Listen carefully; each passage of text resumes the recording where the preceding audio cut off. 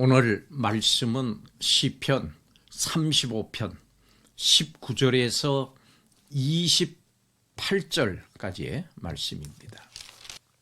오늘 이 시편에서 다윗은 거짓말로 자신을 모략하는 원수가 자의로 인해서 기뻐하지 못하도록 하나님께서 공의로 판단해 주시기를 간구하고 있습니다.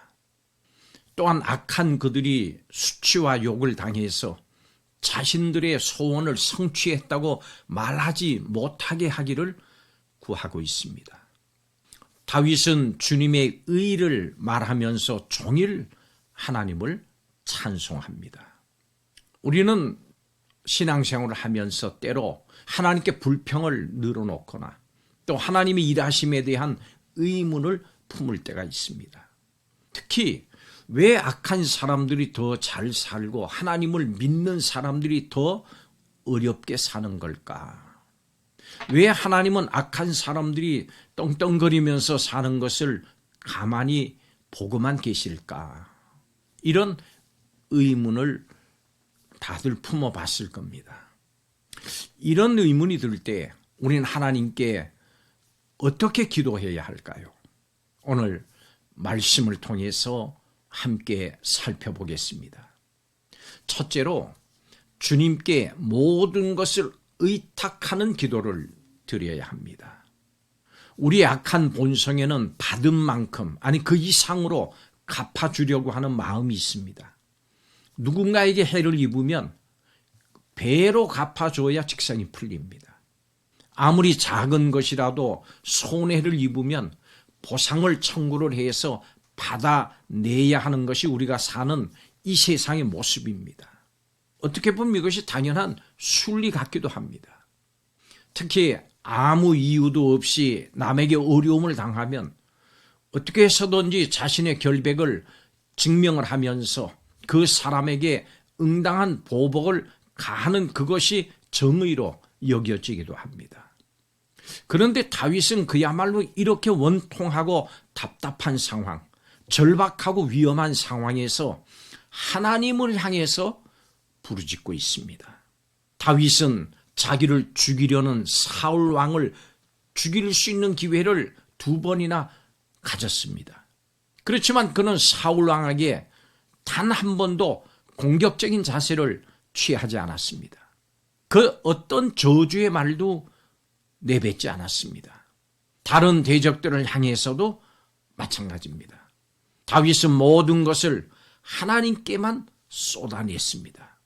원수들의 불의한 행동과 자만하는 말들을 하나님께 하나하나 낱낱이 아뢰면서 호소했습니다.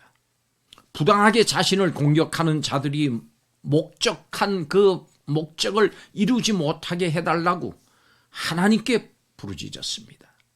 우리에게는 다른 사람을 심판할 권리가 없습니다. 그리고 원수를 갚을 권리도 없습니다. 원수 갚는 것은 하나님의 권한입니다. 성경이 그렇게 말씀합니다. 성도 여러분, 이 진리를 잊지 마십시오. 그러면 다윗처럼 어떤 상황에서도 하나님께만 부르짖게 됩니다. 그리고 2번째로 자신까지도 주님의 판단에 맡기는 담대한 기도를 드려야 하겠습니다. 오늘 이 시편에 나타난 다윗의 기도를 보면 참 특별합니다. 23절과 24절에 이렇게 기도하고 있습니다.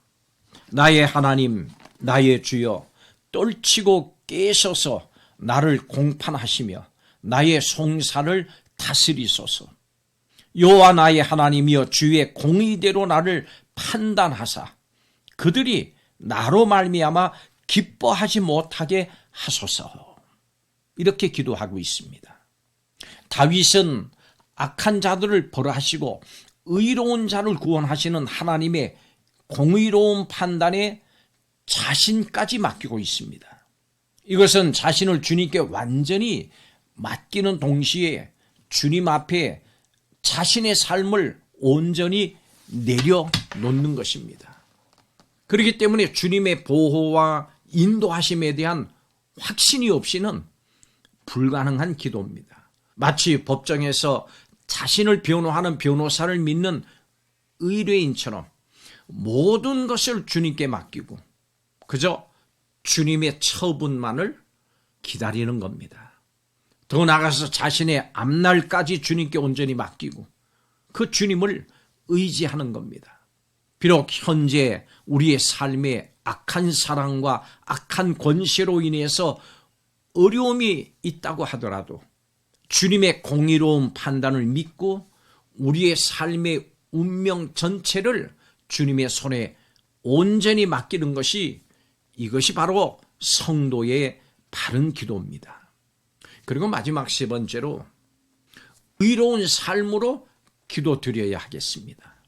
내 자신의 실수나 죄로 인해서 다른 사람에게 조롱거리가 되었을 경우에는 내 자신을 스스로 돌아보고 내 가오를 겸손히 인정하고 회개하고 현 상황을 그대로 받아들여야 됩니다.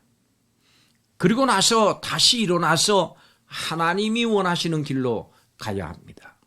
그러나 누군가 이유 없이 나에게 악을 행하고 거짓말을 한다면 그럴 때 어떻게 해야 할까요? 하나님의 백성으로서 그들에게 똑같이 안갚음을 하는 것은 지혜롭지 못합니다. 공의의 하나님께 판결을 맡기고 정의롭게 대처할 수 있는 방법이 무엇인지 생각해서 실천하는 그것이 지혜로운 길입니다. 하나님의 말씀에 따라서 의로운 삶으로 세상의 악에 맞서는 것, 이것이 하나님의 백성으로서의 마땅한 모습입니다.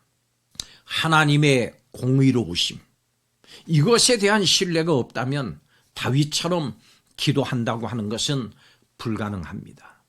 또한 하나님을 경외하는 삶이 없을 때도 이러한 기도를 드린다고 하는 것은 또한 불가능합니다.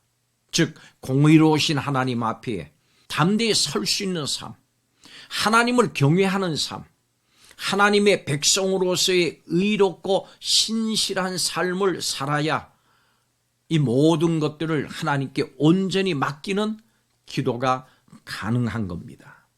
의인을 사랑하시고 악인을 미워하시는 하나님의 공의를 우리가 알기 때문에 그 하나님의 백성답게 살아야 한다는 겁니다. 하나님의 백성다운 삶을 살지 않으면서 하나님의 공의로운 판단을 의지하겠다고 하는 그것 자체가 옳지 않습니다. 다윗이 원수들의 악행을 심판해 달라고 또 자신을 판단해 달라고 하나님께 간청할 수 있었던 이유는 그가 그들에게 아무런 잘못도 하지 않은 그러한 삶을 살았기 때문입니다. 악인들은 타인이 어려움을 당할 때 즐거워하는 자들이었는데 우리에게 그러한 마음이 없는지 한번 돌아봐야 합니다. 고통 속에 있는 사람을 볼 때 확실한 근거도 없이 또 근거가 있다고 할지라도 그들의 고통을 마땅히 여기고 있지는 않습니까? 고통 속에서도 하나님의 정의를 지키려고 하는 자를 비웃었던 적은 없습니까? 하나님의 정의를 내 자신의 말과 행동으로 합리화시키려고 하지는 않았습니까? 성도는 나의 작은 기쁨이나 또 슬픔도 하나님 보시기에 합당한 기쁨이나 슬픔이 되어야 합니다. 불의한 세상에서 불의한 일을 당하면서도 하나님의 공의로운 판단이 실현될 것을 확실하게 믿고 모든 것을 하나님께 맡기고 기도한다고 하는 이 일은 결코 우리의 삶에 쉽지 않습니다. 그렇지만 성도는 이 불의한 세상에서 불의한 일을 당해도 다윗처럼 담대하게 기도해야 합니다.